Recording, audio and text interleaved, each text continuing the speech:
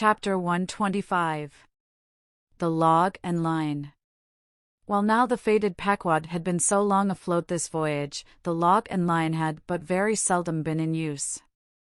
Owing to a confident reliance upon other means of determining the vessel's place, some merchantmen, and many whalemen, especially when cruising, wholly neglect to heave the log, though at the same time, and frequently more for form's sake than anything else, regularly putting down upon the customary slate the course steered by the ship, as well as the presumed average rate of progression every hour.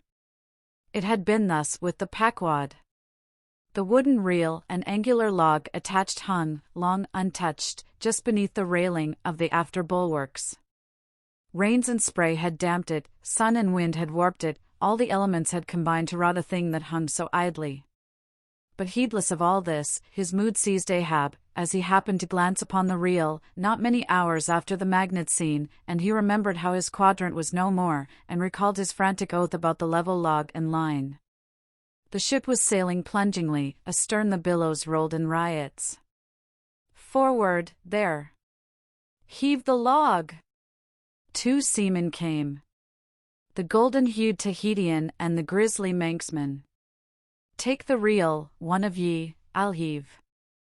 They went towards the extreme stern, on the ship's lee side, where the deck, with the oblique energy of the wind, was now almost dipping into the creamy, sidelong rushing sea. The Manxman took the reel, and holding it high up, by the projecting handle ends of the spindle, round which the spool of line revolved, so stood with the angular log hanging downwards, till Ahab advanced to him. Ahab stood before him, and was lightly unwinding some 30 or 40 turns to form a preliminary handcoil to toss overboard, when the old Manxman, who was intently eyeing both him and the line, made bold to speak. "Sir, I mistrust it. This line looks far gone, long heat and wet have spoiled it." "'Twill hold, old gentleman." "Long heat and wet, have they spoiled thee?" "Thou seemst to hold." Or, truer perhaps, life holds thee, not thou it. "I hold the spool, sir. But just as my captain says. With these grey hairs of mine 'tis not worth while disputing, specially with a superior, who'll ne'er confess." "What's that?" "There now's a patched professor in Queen Nature's granite-founded college, but methinks he's too subservient." "Where wert thou born?" "In the little rocky Isle of Man, sir." "Excellent. Thou'st hit the world by that." "I know not, sir, but I was born there." "In the Isle of Man, hey?" "Well, the other way, it's good. Here's a man from man, a man born in once independent man, and now unmanned of man, which is sucked in, by what?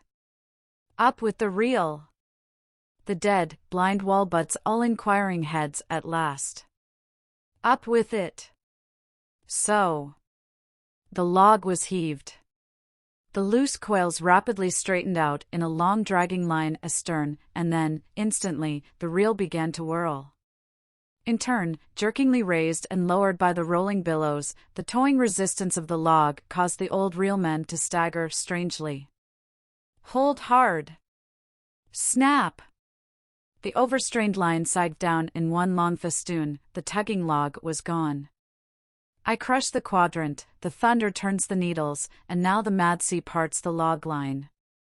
But Ahab can mend all.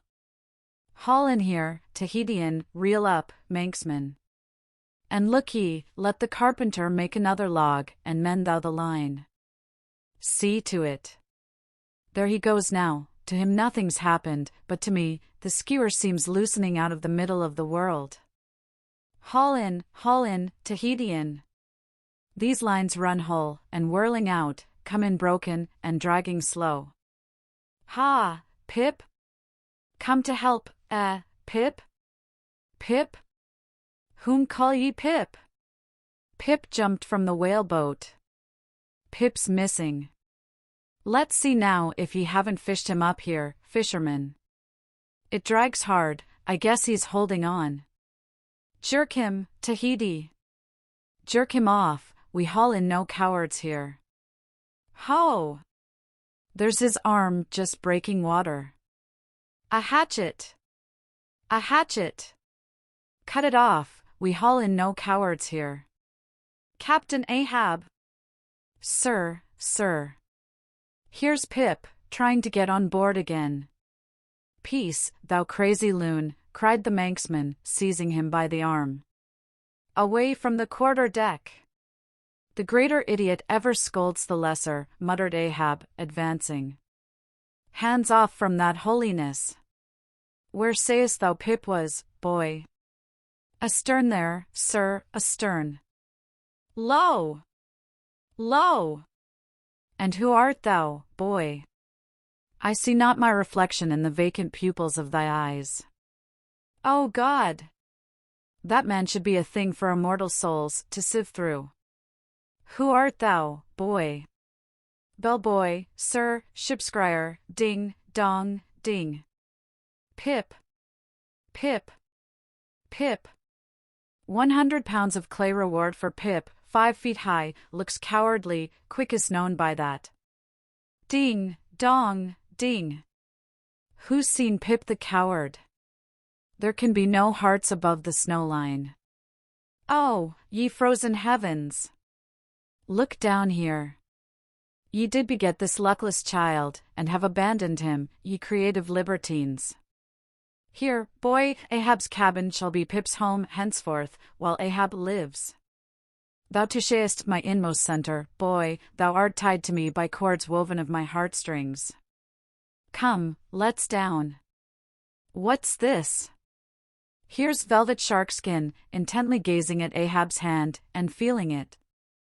Ah, now, had poor Pip but felt so kind a thing as this, perhaps he had ne'er been lost.